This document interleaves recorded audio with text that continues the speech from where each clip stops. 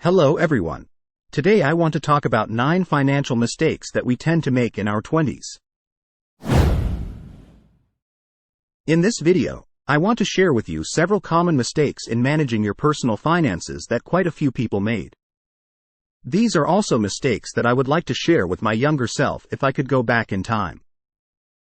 If you are new to my channel, I do videos like this periodically and post them every Sunday. The content will mainly focus on my personal experience in financial management that I acquired over the years. Now, let's get started with our main topic for today. Number 1. Not tracking income and expenditure. The most common mistake in this age is not having a financial plan. It is important because simply having to know the status of your expenditure is already crucial to your financial health. Having a financial plan will paint a picture of your current income and your minimum expenditure so that you can figure out your essential spending. Only by knowing all these numbers, then you will have a foundation to build or plan your next steps. Whether you need to increase your income, which I will talk about later, or optimize your spending activities by determining which expense is essential and which is not, so you can get rid of. Because in the end, the very basis of the path to financial freedom is to maximize your income and to minimize your expenses. If you don't have an overall view of your financial expenditure, it will most likely cause you to fall into a financial hole where you spend all the money you make, making you feel that you've been making a lot of money. However, you never got any saving money. It is very important to note that it's not about how much money you make, but it's all about how much money can you save after all. There are people who make a lot of money, but they also spend every penny they make, and in the end, they come back to the cycle of living from paycheck to paycheck. But there are others. They make a little less money, but having access to financial monitoring and management, they have extra money to put into their savings accounts. So that is our first financial mistake, is that we don't monitor our income and expenses. Number 2. Bad debt. The second mistake that people tend to make, including me, is involving themselves in bad debts, and the most common is credit card debts. Because of its convenience, credit cards give us the ability to buy things that we want without the feeling of losing money. All we have to do is just swipe the card. In reality, our money is still getting deducted in the system, but it gives us a feeling when we're buying a product, and the money is not leaving our pockets. This is a way that the banks, they trick our brains and stimulate our spending, and then when we involve ourselves into debts, the banks once again only require us to make a small amount of money to pay back, called the minimum payment. And the rest of the money we owe can be paid in the next few months. But everything comes with a price, and in this case, the price is you now have to pay the extra money, called interest. And this so-called interest is usually not a low-rate interest. Because it's convenient for consumers to use, many people have fallen into credit debt. National data shows the average American each owes about $6,000 in credit card debt. This number only reflects the average dollar amount, and in some cases, people owe up to tens of thousands of dollars. So, credit cards are something that poses a real danger to consumers. However, if we know how to use credit cards as leverage, we can potentially take advantage of their features. For example, if we can pay off credit card debt on time and avoid paying interest on it, we can consider it as capital without paying any interest for it. We can also use credit cards to build our credit scores for young people or people who never had a credit history. Of course, everything has its own risk. If we don't know how to manage credit card usage, it's easy to fall into the bad debt. So, if you are a type of person that don't have confidence in your financial management skills, it's best to cancel all your credit cards for now. Keep in mind, you can always open them back later when you think you are proficient, or at least you think you can manage your financial expenditure wisely. Number 3. Having only one source of income. Another mistake could be made during this age is that not diversifying your sources of income. When speaking of diversifying, people tend to think about their investment portfolio, but not many people thought about another aspect that's also very important: diversifying your income. This is crucial, especially during the early stage. This is happening because in the beginning, when you have a job that generates a main source of income, you tend to think that okay, I have a stable income and then done. But this is a dangerous thought because what if something would have happened and you're no longer generating that main source of income? The most typical example is the epidemic period when COVID-19 caused a pandemic to everyone and people lost their jobs and their incomes. It's like having all the eggs in one basket altogether. For me, I believe the majority of jobs out there doesn't require you to devote all your time and energy. With that being said, you will have free time, maybe a lot of free time, to do something else that could generate an additional source of income. To achieve financial freedom is not an easy task, and if you want to conquer anything, the first thing is to step out of your comfort zone. Because financial freedom is a choice, not destiny. It's all come down to whether are you able to stand up and do the hard work while others are resting. That is the third mistake, so try not to stop at only one source of income. Number 4. Spending spree. Mistake number 4, we're talking about how we're spending money inefficiently on unnecessary means.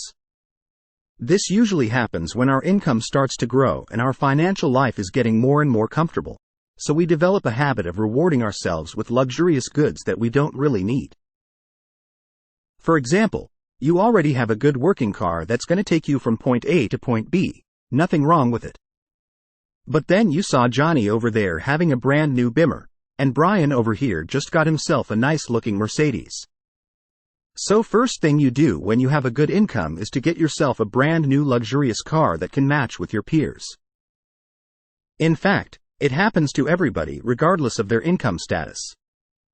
One can be driving a Toyota, but then if he profited a little from stocks, he will trade his Toyota in for a Mercedes. Those were the cases with people who have the extra cash to get a new car.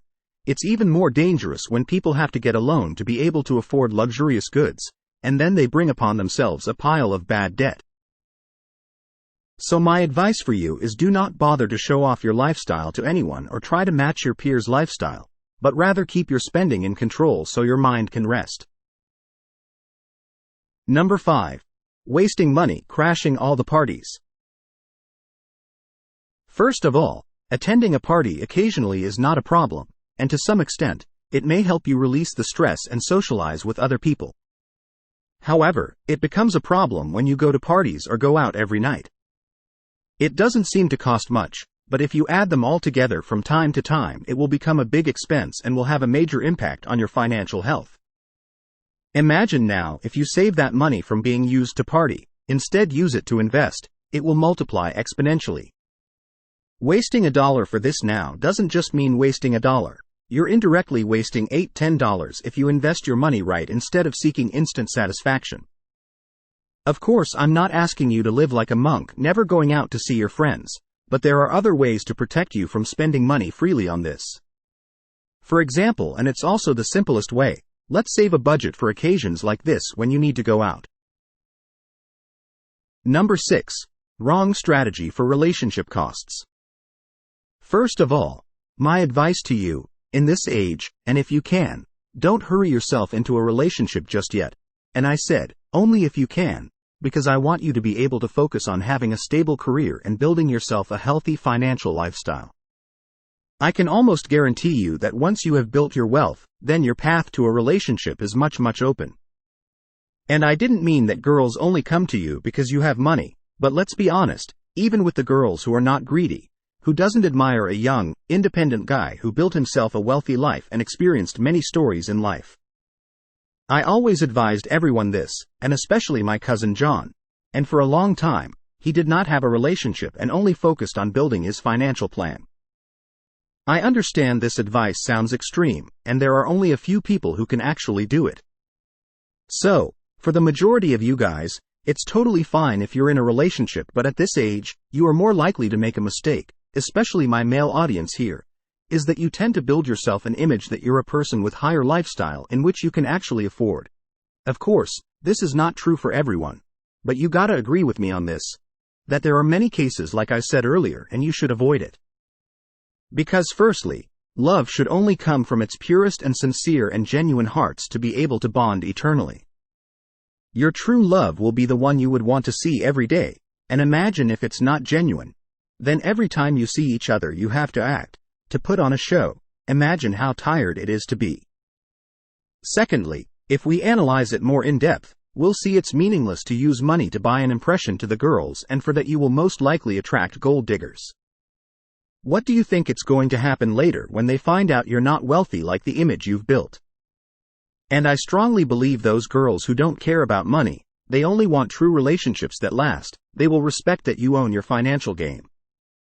Guys, be straight with your girls that you're not rich but you're pursuing a financial freedom dream. And I think most likely they will start to ask follow-up questions like, what is financial freedom? And I think now you just got yourself a very interesting topic to talk about between you two.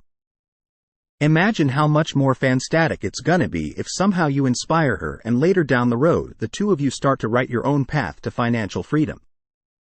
I think it's the foundation of a happy and wealthy family.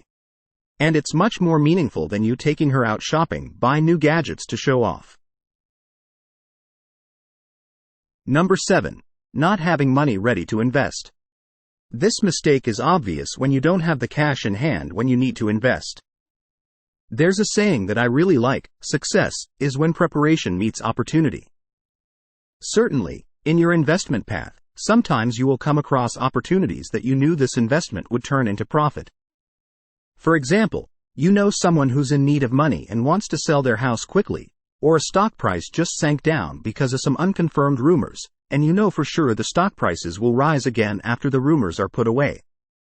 For those situations, if you don't have funds ready to invest, and the only way is to sit and pitifully look at the opportunities passed by you.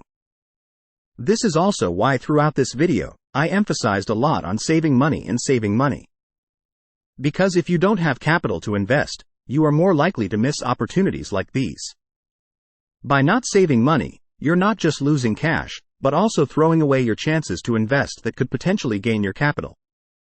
This is called the opportunity fee, an important concept in financial management.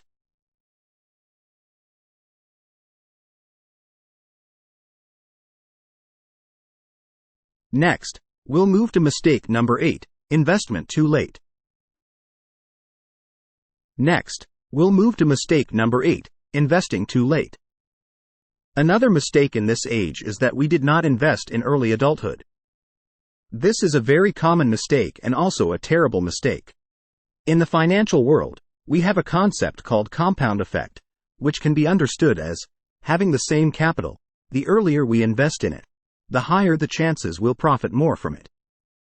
So we need to invest as soon as possible, and when we have the spare money that is just sitting there, we need to invest.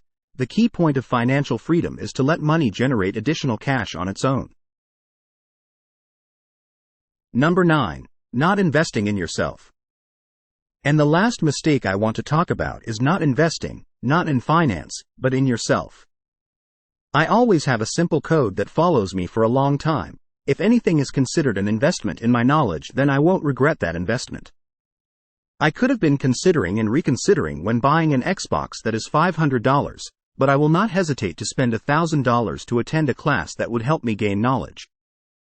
Because in the end, everything comes and goes. Investing. Sometimes we win, sometimes we lose, but the only investment that will retain is knowledge.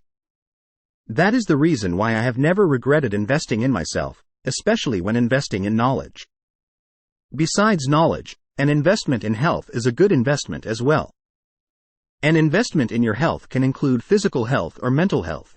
These are investments that I can almost guarantee you they're never bad investments.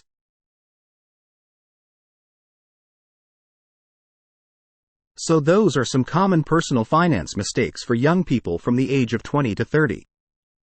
Hopefully this video will help you avoid making these mistakes, and I wish you success in conquering your financial freedom. If you think this video is useful, please like it and share it with others. Subscribe to my channel for more videos like this.